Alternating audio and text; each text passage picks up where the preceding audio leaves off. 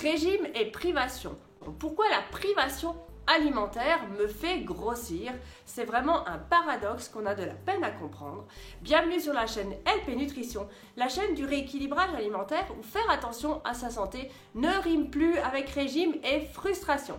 D'ores et déjà, si vous aimez cette chaîne, je vous invite à liker, à vous abonner, à activer la cloche des notifications et vous recevrez ainsi tous mes conseils santé et ateliers cuisine saine et gourmande directement dans votre boîte mail. Pour ceux qui ne me connaissent pas, je suis Lauriane Pichard, coach en nutrition et remise en forme.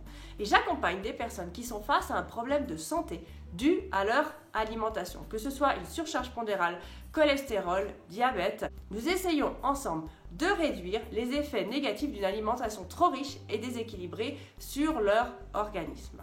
Alors aujourd'hui, nous allons parler de la privation alimentaire et pourquoi elle vous fait grossir. Eh bien, figurez-vous que des études ont été réalisées, dont une en 1940, dont je vais vous parler aux États-Unis, et qui a prouvé que la privation alimentaire entraînait des désordres psychiques, physiques et biologiques. Cette étude a été réalisée donc en 1940 aux États-Unis, dans le Minnesota, sur environ une trentaine de personnes. Et les chercheurs ont réduit l'apport calorique de moitié pendant plusieurs mois.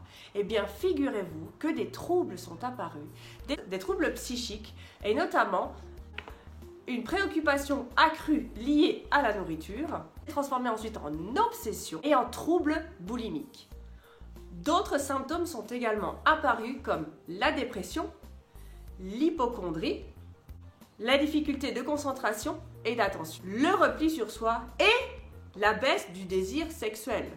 Attention, petit clin d'œil à mon ami coach sexothérapeute Bertrand, ça pourrait te faire un super sujet.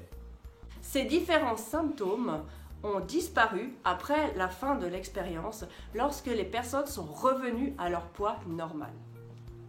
Alors évidemment, là nous avons parlé des effets psychologiques négatifs. Au niveau des effets physiques, forcément il y a cette perte de poids, mais il y a aussi une très grande fatigue qui s'est développée et de l'agressivité. Au niveau biologique, lorsque le corps est privé de cette manière d'alimentation, cela entraîne un mécanisme, le mécanisme de la fringale. Et du coup, vous rentrez dans le cercle infernal de l'alimentation que je vous ai détaillé dans ma précédente vidéo à laquelle je vous renvoie. Elle est très intéressante, elle explique finalement le mécanisme infernal des régimes. Cette vidéo est maintenant terminée, j'espère qu'elle aura pu vous éclairer. Ces études sont fondées, elles ont été réalisées finalement depuis les années 1940 pour observer les troubles alimentaires. Ce sont des chercheurs reconnus qui l'ont fait. Bien évidemment, on peut discuter toutes les études qui ont été faites parce que tout se remet en cause. Mais là, c'est quand même assez flagrant. Alors, j'espère donc que cette vidéo vous aura plu. Je vous rappelle que je suis coach en nutrition et remise en forme et que j'accompagne des personnes à sortir du cercle infernal de l'alimentation. Si vous vous sentez dans ce cas, si vous avez besoin d'être aidé, je vous invite à répondre à mon petit sondage qui se trouve dans la description de la vidéo, à prendre contact avec moi par email ou par SMS. Pareil, tout se trouve dans la description et nous ferons ensemble un bilan personnalisé et verrons ce que nous pourrons faire ensemble pour vous amener sur la voie de l'alimentation saine.